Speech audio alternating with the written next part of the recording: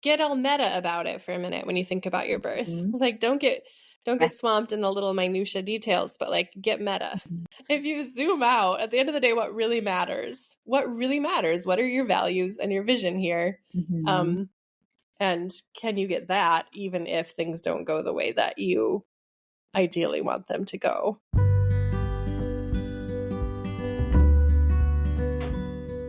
Holy Wild Birth is a podcast embracing the reclamation of giving birth, rooted in God's original design, undisturbed. Here, we share homebirth stories highlighting God's presence as the great midwife, as well as conversations about all aspects of a holistic, spirit-led childbearing year. From the perspectives of myself, traditional midwife Lauren Hall of Rooted in Eden Private Contract Association, and me, holistic doula and birthkeeper Brooke Collier of Sister Birth. To choose a holy wild birth journey is to consecrate all your decisions unto the Lord. And to reclaim creation unadulterated by centuries of human attempts to control and improve upon what God has already called good. Please remember, birth is not a medical event, but a natural process. We are not your care providers, and this should not be taken as medical advice.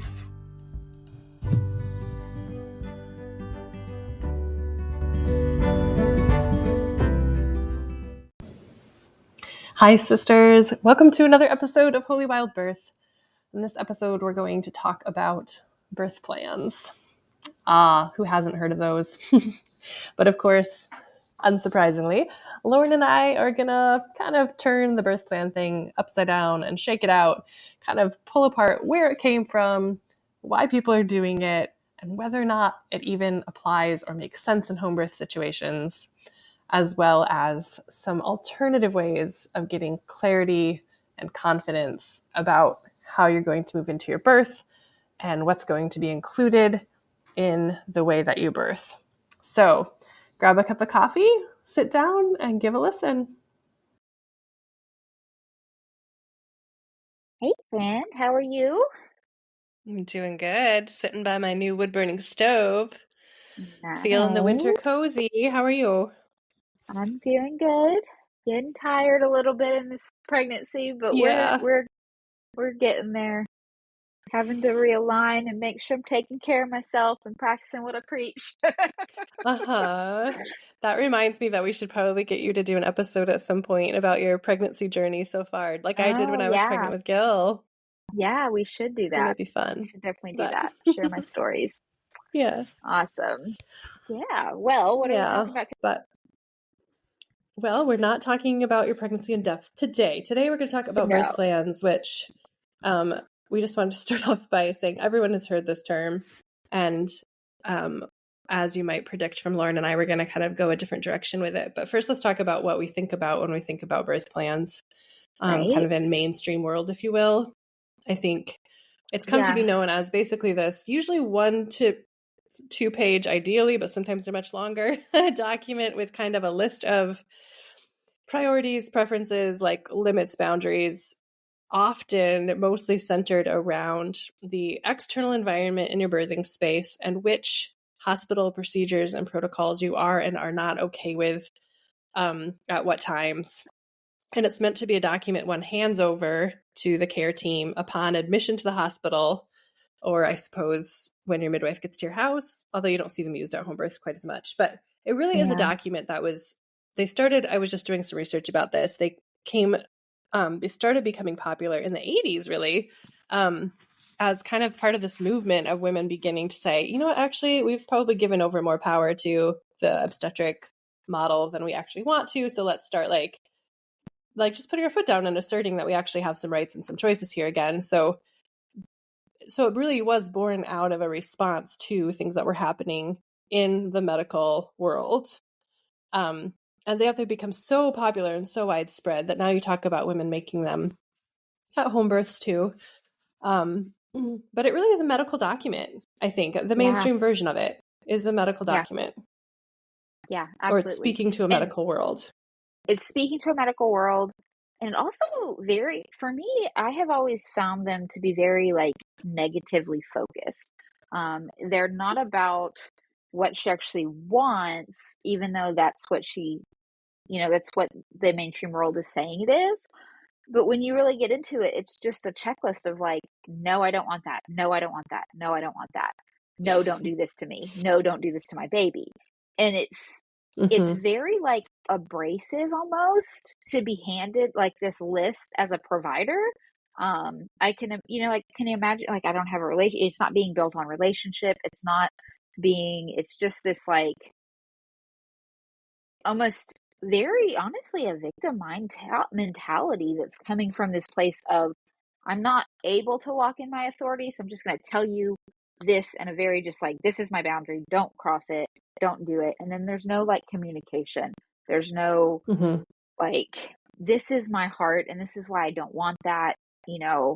In these situations we would need to have these conversations, like there's no, it's just a yes no, like it's like there's no room for it to be actually cultivating anything besides abrasive bullet points. It's just kind of weird. Right. It's always like it shuts down the opportunity for in real time conversation by having predetermined a lot of things you will and won't do before you're even in the situation, which really doesn't make sense because that's not how birth works. Like, you don't know what you're going to face and whether or not the choices you wrote on your paper when you were 6 months pregnant are still going to work for you or make sense for you in the middle of labor. But it's like you've said to your care provider by handing them this document, I've already decided, case is closed, the conversation's over. So it's, and also honestly, like, even though I really understand why they happen, especially in a hospital, it really communicates not like a lack of trust. Like, I don't trust you. So because I don't trust you to do your job well, I'm going to tell you how to do your job for me. And I got to thinking about it more like, your care provider themselves should honestly be part of your birth plan, in the sense that you can't like pick an OB and then hand them a document that spells out for them how to act like a birth keeper, because they're not going to be that. That's not who they are. If you want a birth keeper, hire a birth keeper, or anything. You know what I'm saying? Like, let your birth plan match the provider you have, because the provider is a big part of your birth plan. Yeah. As is the environment, like, like. Yeah. You wouldn't pick Lauren and then tell her to like do things that OBs do. Like, hey, Lauren, I know you're traditional midwife, but I want you to do a cesarean for me at 39 weeks if I haven't gone into labor. Like, it's absurd. Like, no, that's not going to happen. Or even inductions. Like, okay, I want to be I want to induce because my body doesn't, I won't ever go into labor. So we need to induce because I'm 39 weeks. And like, that's not in my, I won't do that. Like, that's not you're talking to the wrong provider. If that's your beliefs and desires, then okay, go and pursue that, but not here. That's not what I can cultivate.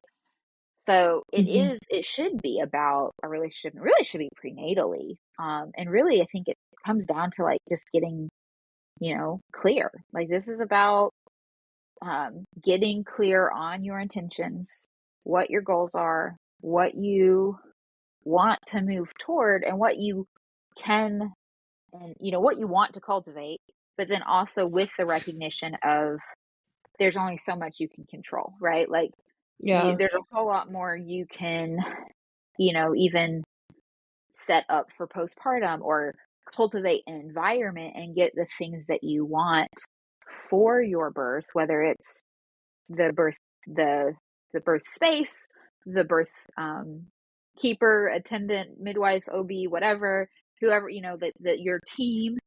And there are some things that you have control over, but also you have to be able to relinquish the things that you can't control, because you can't control it. like there's it's like the famous serenity prayer, like, God grant me the serenity to release, I can't even remember it now. to change the things I can and have patience with that which I can't change, or something to that effect. Right? Like, yeah. So we have to be able to go, okay, this is my responsibility to control. This is my responsibility to cultivate. And this is where I can't I can only be grounded in the Lord, and I can only be grounded in no matter what comes. I know that He's not shaken off His throne, that He is sovereign, that He is with me, that He's going to go wherever it is that we, because we're not even promised tomorrow, much less our perfectly curated birth plan. So, Right. Yeah. Birth is, I always tell my clients, it's an inherently unpredictable event. It never won't Yeah, be. for sure. So, Yeah. and then in therapy land, so if you don't already know this, listeners, I have a master's degree in counseling, which comes in handy in certain ways. But one thing we talk about in therapy land is having an internal locus of control versus an external locus of control. So a birth plan is really like external locus of control. It's like I'm in this environment and the things around me and the things happening around me are the things that are controlling how this goes.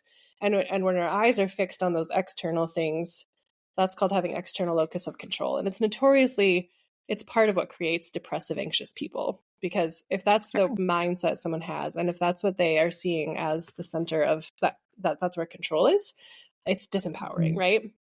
So an internal locus of control is like, I'm looking inside of myself at what I can control within myself. And so when we think about approaching an unpredictable event like birth, the only thing we really have left really is that internal locus of control.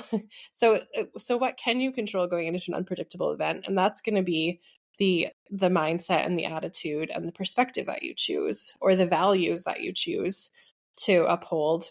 And like, you can be flexible then. You can say, okay, this is happening, but I have set an intention in my heart that when something comes up that throws me for a loop, this is how I want to be with that. This is how I want to interact with that. Or, yeah. So just moving that into that locus of control to inside of yourself. So we have seen some resources out there that are really great about birth principles and birth intentions. And I love those words better, or birth values even. Because those all get at like an internal locus of control, mind, like perspective. Where, for instance, you might have a value of like respect and trust. And so if you can build respect and trust with your care team, then together, you can navigate the things that come up that are unpredictable because you're rooted in that. You trust each other. You feel safe. You're going to have the conversations. You're going to figure it out together in real time. And can you see how different that feels than coming in with a laundry list of this is what you will and will not do to me. This is what can and cannot happen around me.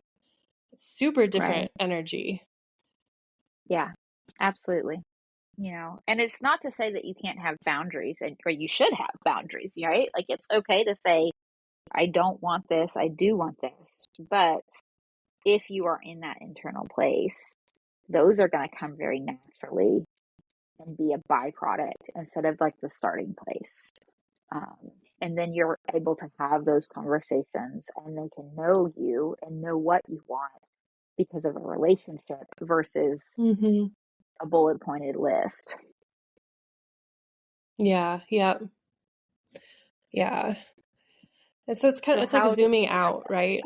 Like, right? Yeah. It is. Yeah. Zooming out, like, get all meta about it for a minute when you think about your birth. Like, don't get swamped in the little minutia details, but like, get meta. It's like, it's probably not cool to say that anymore. Anyway, but like, if you zoom out, at the end of the day, what really matters? What are your values and your vision here?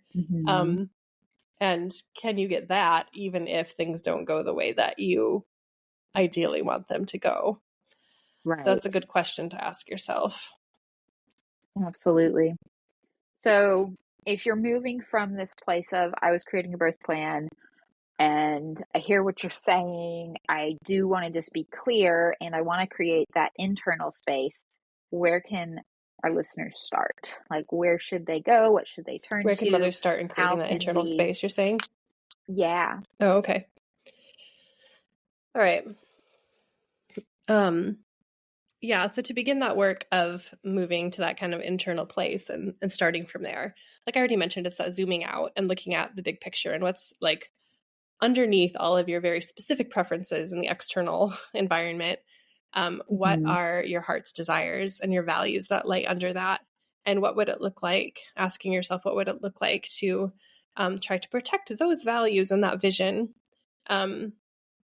which might be a lot about, like, so for some examples might be, it's really important to me to feel that I have autonomy throughout, or that I'm respected, that there's collaboration, that there's open communication, that there's space to focus and get into my flow. Those would be examples of more abstract values that you can protect often, even if things don't go quite the way you hoped. Like, you wanted a water birth and you're not in the water. You wanted your kids to be there at your birth and they're not. Like, okay, even so, I still have collaboration. I'm still communicating with my team. We're winning on those fronts. Like, I'm still making autonomous decisions. I'm still winning on that front. Right. So there's a lot of freedom in that. So there's also some resources out there, like some that Lauren and I have created and some that we're going to link to from other people who have created some beautiful resources. But one thing I made recently was finding your unique birth approach is what I called it, your UBA, unique birth approach. And that's just like a workbook with some questions that are designed really to get you to ask these questions and get clear. We talked about this in a previous podcast episode too, about defining birth, I think. And I also recently came across something by a woman named Britta Bushnell, who has some beautiful questions for helping you get in tune with your intentions. Like, what does it look like to set some intentions for your birth? I just used these with one of my in real life clients the other day, and we had just such a beautiful conversation. It brought up some gorgeous clarity. And it was like, as we worked through her questions about intentions and helping this client of mine phrase her own, the emotional state in the room changed in such a beautiful way. Because she got clear and in touch with what really matters on a deeper level than where her pool is set up, So, so there's all kinds of ways to do this. Yeah, go ahead, Lauren. Yeah, I love that. I've been really thinking about how to, form that, especially as I think about the way of the Hearthmother and those kind of, I talk about like this is a way to living, and how can we, when you walk through that methodology, it really does help get those intentions clear first, right? Because you're building on the foundation of our faith in Christ with that. And so I'm really wanting to see this, like offer that in your mind, like hold that into your if you, haven't listened to the way of the Hearthmother, obviously go there first and get a clarity of what I'm talking about. But, the first step is that prayer and worship, right? It's that like, okay, this is the recognition that he's on the throne, that he's sovereign over birth, that everything that's not in my control is in his control. And can I trust that? And like, do I like, am I rested in that place, right? Which is the next step. So getting really into this place of he is Lord over this birth. He is the one guiding these steps. He's the one that I can trust in his ways and his plan. And then, praying over that from that place. Then you move into that, okay, if that's firm, I can rest in that place. I can wait on him. I can be, as we've been teaching our students as we go through this particular module, like that word for being still before the Lord is also this like helplessness, right? Like we can be helpless in our world, in our life. Like you're going to come up into places that you're helpless, that you are completely out of control. And you can either choose to be helpless upon yourself and in your own power, or you can be helpless before him.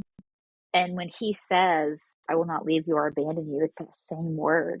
I'm not going to be still. I'm going to move on your behalf. So when we wait on him, he's moving all of heaven and earth, all of his angel armies. He's moving on our behalf. He's not helpless. We are. And when we're helpless on him, then we're made strong, right? Like, so those two places can be such a good, like, beginning to set our intentions well. And then you get into that, like, getting curious step, which is all of these rich intention questions and all of this, like, heart, soul, and even the practical physical stuff that maybe are more goal intentions, right? Like the things that you can manage and measure and prepare for, getting your birth kits and your postpartum plan meals and all of those things, and curating all of that is in that get curious step. And then you start looking at the outside stuff, like your external, engaging the community around you and the body of Christ around you. Then you start building your birth team from those places, instead of, okay, I've hired my midwife, or I've hired my OB, and now I'm going to try and get clear on all these other stuff. And then you find out that you don't fit and they're not aligned. And, so if you go through that order, you get clear really on your beliefs and your values and your intentions, and you've gotten curious with yourself on all the things that you do have control over and you do want to cultivate, then you start building your community around that birth and all the decisions that need to be made. And then you can start moving into that, okay, this is how I'm going to live this design. This is how I'm going to set up the ideal. These are the things I need for that. These are the practical steps I can take to nourish myself and to do all the birth prep stuff. And, there, we talk a lot about that even in the holistic labor, birth prep podcast.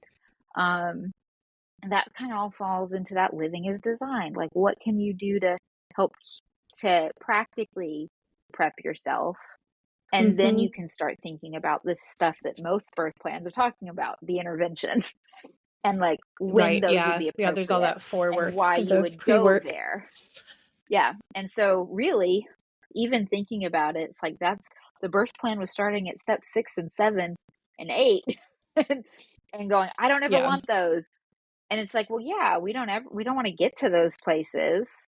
But when you do all this other work, if God forbid you are seeing an emergency, then you're not shaken having to go to an intervention you didn't want.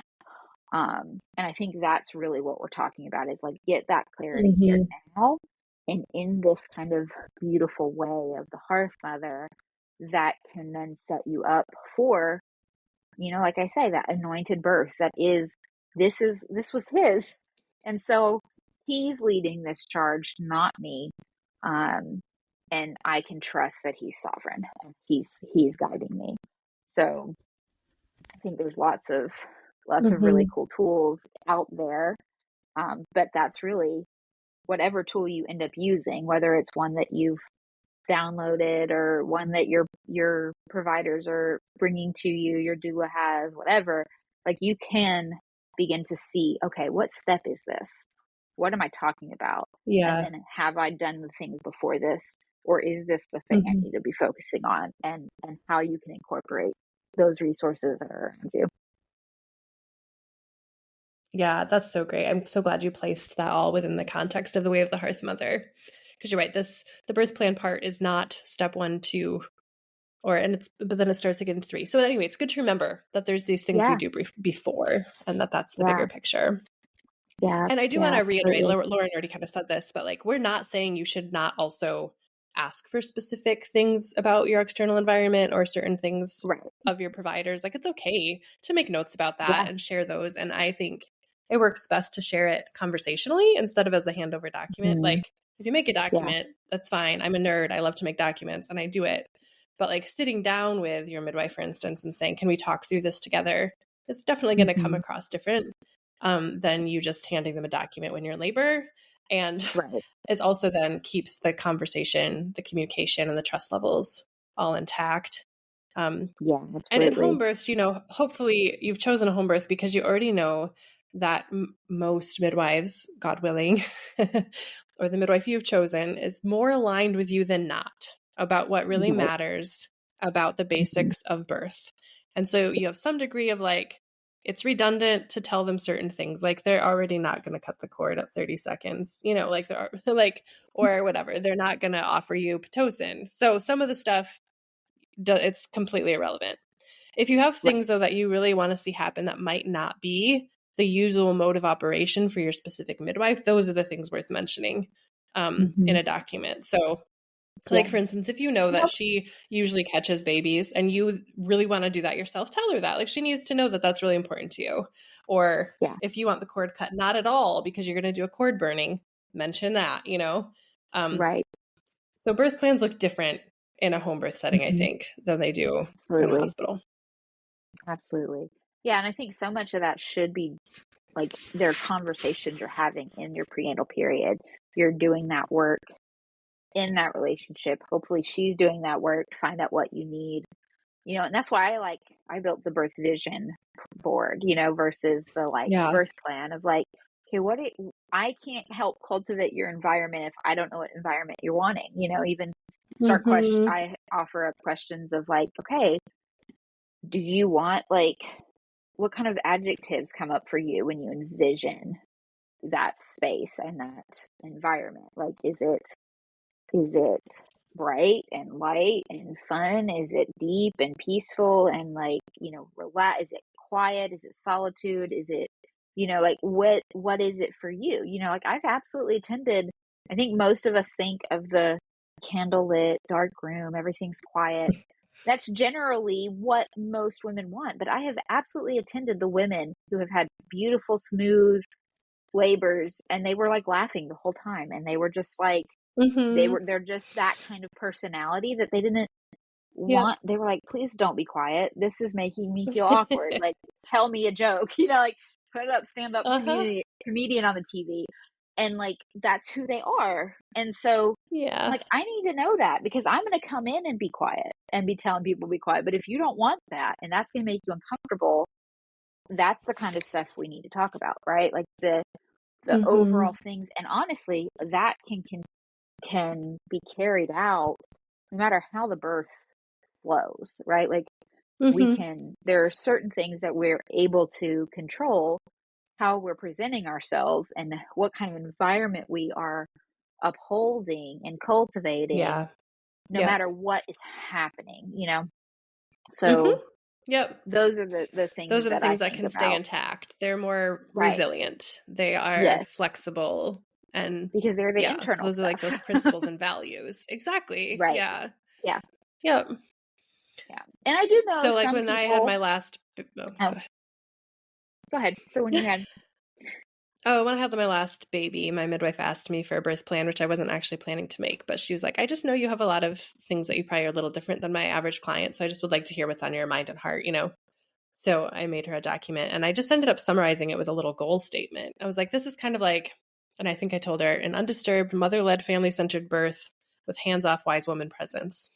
That's my goal. Like if I Yeah. had to summarize it, that's the spirit of it, right? So then like what follows Yeah. in the rest of this document is like some specifics that I think will help facilitate that spirit and that goal and that vision. But like the details are less important than that overall goal. Absolutely. Absolutely. And, I also know on kind of the flip side where some people will be like, well, I want a birth plan or that document written out because even though I have that relationship cultivated with my midwife, or I'm a free birther, so I don't need to do that. But what if I transfer and I don't have a relationship with people at the hospital? Like, how can I, communicate what I need because they don't know me? And I think that again, it goes back to like, yes, you should be able to communicate those. But maybe that's a bullet point for whoever's going in there with you to be like, hey, these are the things that I know are important. Um, I'm not trying to give you a specifics of how to care. We're obviously here because things aren't going according to plan. But she does have some things that are really important. And so since she can't talk to you, I do know if you could like refer to me or, we can talk and have this so you can see it. But like, it's not a put this in her chart and listen to it, like it's communication still. Like you can begin to still build, whether you're the mom doing that or whether it's your husband or your doula, having this still open line of communication, recognizing just because you're going in there, you are hiring them to help you. And so you don't have to take everything that they have to offer. You still have autonomy. That's a place of internal control, right? We talk a lot about that on our personal responsibility and autonomy podcast. And so like you're still going in there just because there are providers, they don't necessarily have authority over you. They have authority over their building and what they can and can't do there. But that's, it doesn't have to affect you if you don't allow that, right? So Mm-hmm. anyway, I think ultimately what I'm getting off here a little bit. Ultimately, my point is, if you are trying to prepare for that type of situation, a transfer, you can still do so with a heart of communication and mutual respect, Mm-hmm. and talk with them like they're people, not the enemy. Yeah, that's good. And even if you do have a like document prepared to take with you in event of transfer, you might consider focusing less on specific checklists because again, like you said, if you're transferring from home, a lot of your birth plan's probably already blown because you're there because you need help. You're probably not going to have an Right. undisturbed hospital birth at that point. You're there because you need their help. Right. So you might include things on that document that are more things like, these are the values that are really the most important to me. Like, it's really important that I feel respected and that we have open communication. You can write that on the Mhm. piece of paper. They'd probably be Yeah. like, what am I reading? This is not what Yeah. usually people write. Yeah. But if You they know know, what your heart and and your like values and intentions are, then that appeals to their heart and wants them, mhm, hopefully makes them want to come alongside of you to meet you there and respect that, right. because it just feels like a softer way to come in, asking for Mhm. what you need, I guess. Yeah. Yeah. And thanking them for being there. Because if you're there and it wasn't your Mm, plan, I mean, you can show them gratitude of like, I'm really thankful that I had you to turn to. And so this isn't my plan, and I might be feeling XYZ here. ooh, I love These are the that. things that I Yeah. really hope to keep intact. I do have even be vulnerable. I do have medical trauma. I did not have a great birth experience in the hospital last time I did this. And so just so you know, I might be feeling XYZ right now, and that's not about you. This is, Hmm. and how you can help me and how I can help, like together we can work to bring this birth, and set your intentions and just have real communication, even if it is in a document that you're telling Hmm. them your heart and your story in pieces, that they are able to connect with you as a person and be able to be moved as humans are human, because they're not the enemy. They Yeah. are there to care for Right. you. They did go into the medical field to help, even if it is with a different philosophy than most of us that are listening to this podcast have. Hmm. And they have different philosophies. They have different belief systems and methodologies, but we went there for a reason. So how can you move there out of a place of gratitude versus, okay, now I have to go up with my shield up? Because honestly, you're not going to get great care if you're going in with that heart, even if it's perception of Yeah. the care that you received.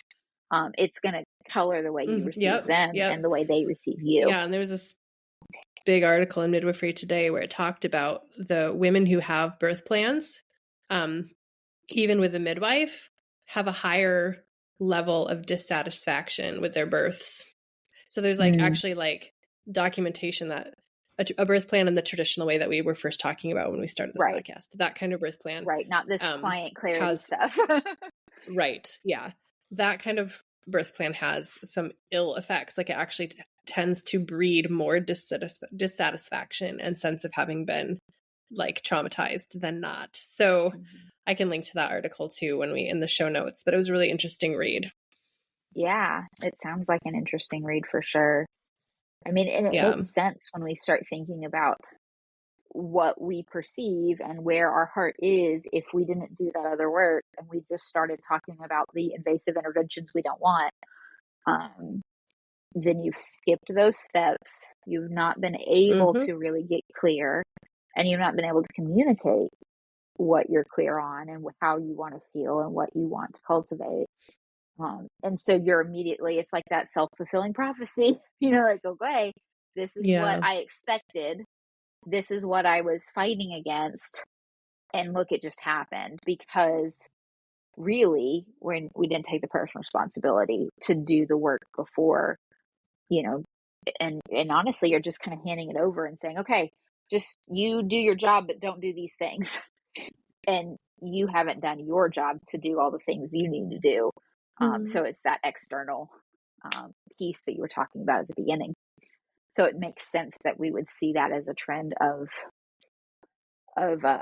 outcomes being how they Mm-hmm. feel on Yeah, it that. does. Yeah, it's not really very shocking when you really break it down. Mm-hmm. Yeah. Yeah.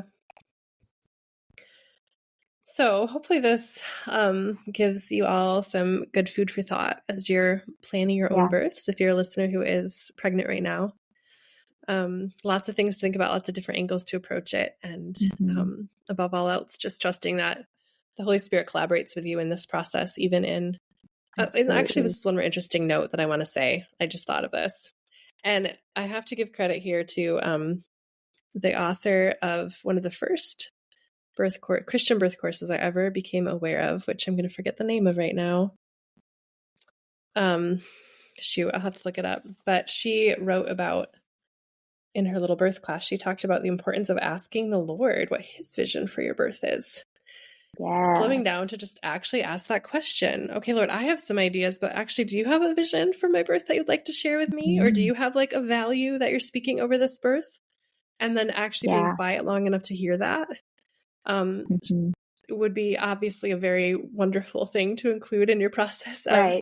coming up with whatever documents you come up with to give to your care Right. providers or talk through with your support team. So, Mm-hmm. yeah. I mean, it's really, it comes back down to it. Like, that's the first step, right? That's the lordship piece of Yeah. our first step of the way of the Hearthmother is like, okay, what is he saying? How can I worship him in his ways, not my own, in this space? Yes. So just giving him a chance to speak into it. And the name of that, I Yeah. remember it's called The Heavenly Welcome. Kira, the woman who made it is Kira. So I just wanted to give credit to her. So she was the first person who encouraged me in that way. Yeah. So, Wonderful. sisters, I love shall we pray them out? Yes, absolutely. Yeah. Precious Jesus, we just thank you. We thank you for guidance. We thank you for wisdom and revelation.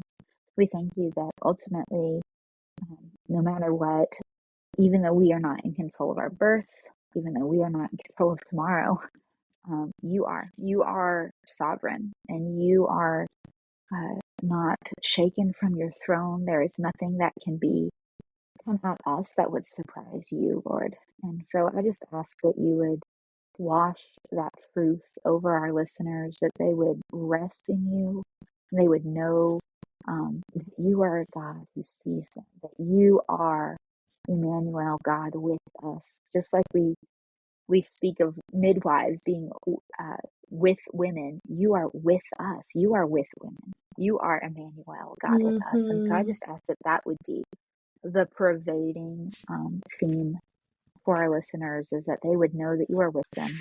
They will know that you are Elroy, that you see them, and that you are a comforter, that you are a guide, that you give wisdom to those who seek you. And so, Lord, I just ask that as these women seek you in this beautiful, transforming time of carrying a baby and preparing to bring forth new life into this world, that you would help them to get clear on the things that they want to cultivate for their birth and for their postpartum, and how to set those tangible intentions that are interior, that can then set them up to set up those goals that are exterior, that they can then begin to just have it rightly ordered. Lord, help us to rightly order our birth visions, and we just thank you for that. In Jesus' name.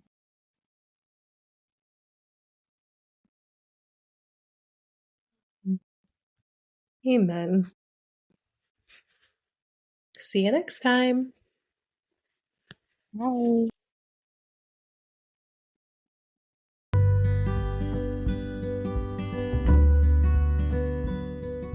Thank you so much for tuning in to this week's episode of Holy Wild Birth.